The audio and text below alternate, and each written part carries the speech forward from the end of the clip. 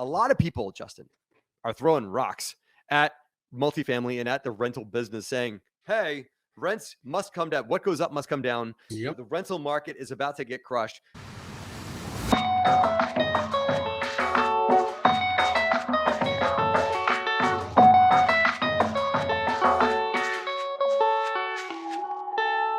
What's happening, DeRosa Insiders? It's Matt Faircloth. Welcome to the Cash Flow Digest. My name is Matt, and I am here to talk to you guys about all things real estate, all things cash flow, all things real estate investing, all kinds of cool stuff in general. We got a great show coming at you guys today, and it's great because of my joined co-host, my partner in crime. He actually just really keeps me out of trouble. I joke that he's my no man, but he's actually somebody that really kind of steers the ship. I'm just a pretty face. He's the one that's actually operating the machinery here. You guys all know him. I hope you guys love him too, like I do. This is the Justin Fraiser. How are you, Justin? Hey, everybody. What's going on? Cash Flow Digest in the house. I'd like to talk to you about something going on in today's real estate market. A lot of people, Justin, are throwing rocks at multifamily and at the rental business saying, hey, rents must come down. What goes up must come down. Yep. The rental market is about to get crushed. It can't stay where it is. It went here, so it must do that. That's kind of what the talking heads with the media or whatever is saying. But there's an interesting article that we found about really where rents are going and what's happening. What this article is saying is that what's really more pragmatic about things, let's look at the data. Cost of housing's gone up because of interest rates. If you're buying a home today, right, the home price, a home monthly payment price has gone up a lot because of interest rates, right? This is the first thing this article is saying is more Americans are being forced to rent, whether they want to or not. They might want the American dream, air quote, of buying a home, even though it's probably not the American dream really anymore, is it? They might want to buy a home, but can't because their monthly payment, their access to cash for that monthly payment is not where monthly payments are anymore. So more people are renting. Your thoughts, my friend, on that? You can't deny it. I mean, I'm so grateful that I bought my house a few years ago, right? Because it's got to be tough. People, not only can they not buy in, but I know that people don't want to sell. There's nothing you could do to convince me to sell my house right now with my 3-point-something interest rate, right? It just doesn't. It would take a firearm. It would take a firearm to cause me to sell. You know, exactly. Honestly, yeah. So what you have is people that are not willing to sell, like you and me, right? Because we're locked in, we're happy where we're at. Even if I wasn't so happy where I was at, the hurdle to overcome to go take on a 7.5% interest rate or whatever they are today just means that my payment on the same size house would be double, right? So now I've got less buying power. So yeah, I'm not surprised that people don't want to be buying houses right now. Yeah. The next thing is a lot more people are renting because baby boomers, right, are perhaps selling and getting into rentals in certain rental communities, right? And then people also want, Justin, that level of social interaction. They might not want to buy the house on 10 acres out in the middle of nowhere. Not everyone wants to just have nothing but a bunch of trees as their neighbors. They might want to have a community. We as humans need human interaction. And living in a nice, well-done apartment community can provide that.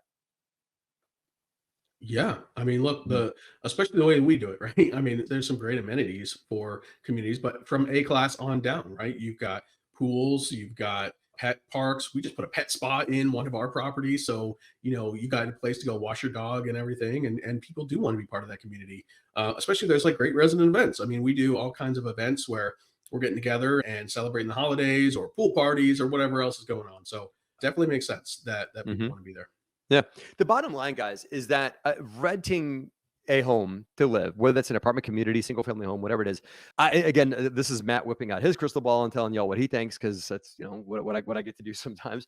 I believe that renting is going to become what more and more people do in America. The American dream of owning a home is not necessarily most people's American dream anymore, right? You don't have to own a home to build long-term retirement level equity for yourself.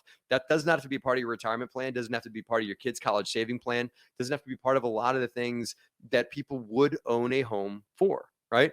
Why not rent and call your landlord when you have issues? Why not rent and be able to pick up and move somewhere else very easily versus having to bother with selling a home? So gives you flexibility. Absolutely. Yeah. And so I think that renting is not going to become any less popular over the next, say, 5 to 10 years. Again, this is yet again what Matt thinks, but this article is backing this up.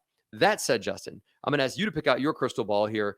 Even though more Americans are maybe gravitating, according to the survey here, are going to be gravitating towards renting, are you going to be seeing the rental increases and the increase in cost of renting because of this? Does this push the demand curve, a little bit more in one level? Because, like as you have more demand, price tends to go up, right? Is the Yeah, supply look, going to keep up with it, or are we going to see more? Are we going to see more and more I rent think we hikes? know supply is not keeping up with it. With interest rates where they are, people are not building right now, generally speaking, right? Starts have gone way down. We're not building nearly as much because we're not, builders don't want to borrow at 7% Yeah. or whatever, and more if you're doing some kind of bridge loan. So there's that. That's compounded with coming out of COVID, even in North Carolina, right? Where we invest, we've got a lot of properties. There is a housing shortage, an affordable housing shortage. They're predicting 1 million units needed in North Carolina. Exactly. So what demand is going to continue to be off the charts. That being said, there are other real costs that are still going up, right? We know that our insurance rates are ballooning, right? Taxes continue to go up. All labor costs are up. All those things, when you own a multifamily building, hit the bottom line. And at some point, you're forced to continue to raise rents. I think there's been a little bit of a slowdown kind of coming out of COVID, but I really think that was just catch up because of the incredible increase we saw during COVID. I can't imagine things slow down. I can't imagine that rents start going the other way because there is incredible demand, especially if you're in the B and C class space. I'm not speaking about A plus type properties. I don't know much about that. I can't really comment on that, but I know that as money gets tighter, people start to move down a level, right? So where maybe last year, 2 years ago, they would have looked at that A plus community. If they can't afford that, they're going to start looking at the Bs. Same thing. The B community people are going to start looking at the C communities. And so that's where we like to be positioned because we can offer amazing amenities, great resident experience, clean, safe place to live. And the people that maybe were willing to pay that B amount feel safe and comfortable coming to our kind of communities. So Yeah. All right. My crystal ball says rents are going to keep going, but I don't know. Do you really? All right. Okay. Let me give you a yeah, but I'm going to tell you why you're wrong. No, I'm kidding. Cool. Yeah. No. I'll give you an alternative thought, right? Wages have not grown to the level that rents have grown, right? And so at some point we will have an affordability issue in rents, and that only but so many people can afford to pay rents if they go 10, 15% like they had the last couple of years. So I actually hope that rents don't continue to grow. I know the landlord guy said that. Okay. I hope that rents stay where they are or grow modestly the next couple of years because it keeps things nice and healthy.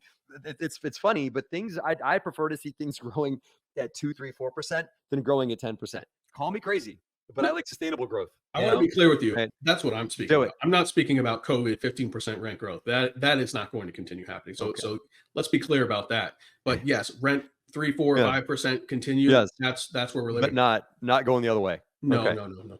I accept your prediction, Justin. Right. I'll agree with it. Our crystal balls appear to be saying the same thing. I agree with you. Right. Yeah. But here, I'll give you one more prediction. You tell me what you think about this. I don't think this affects rental community ownership like we have, because I think rental community ownership is going to enjoy 2, 3% rent growth and high demand for the foreseeable future because of what we talked about today, right? For good rental communities.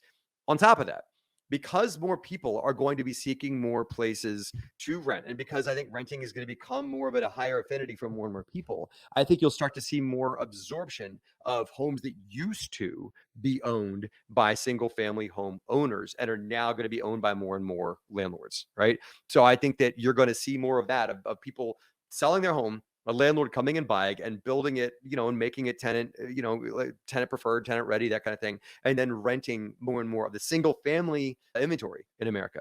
That's what I think we're going to see more. On top of that, building more multifamily assets. And if you look really around, there's a lot more cranes in the air all of a sudden, a lot more multifamilies getting built. So that'll come online. And then I think more single families or small multis that used to be lived in by maybe a duplex, somebody living in one unit, renting out the other one that owned it. I think you're going to see less ownership in general, and the stuff that used to be owned by owner occupants absorbed by landlords. What do you think?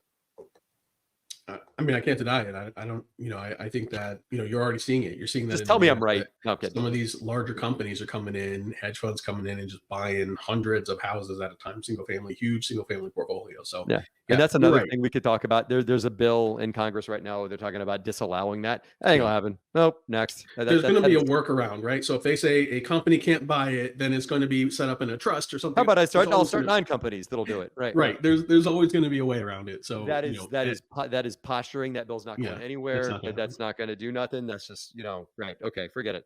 So, but anyway, that's what I think about rents. That's what you think about rents too. It all is validating for our industry, but perhaps validating for one more thing, and that is investing, as we teach our students in our accelerator program, in investing for cash flow versus appreciation, because I think that appreciation is what you're going to see if you have 10, 50% rent growth. I don't think we're going to be looking at that anytime soon because the affordability matters, nor do I want to see that, right? Because that's unwieldy and hard to sustain. So, right. So that's my prediction. Great article, by the way. Those are our opinions. That's what it is. Since we got on the changing rental market changes all the time. Hope you enjoyed, guys. Love to hear what you think. Leave a comment down below for your thoughts on where the rental market's going.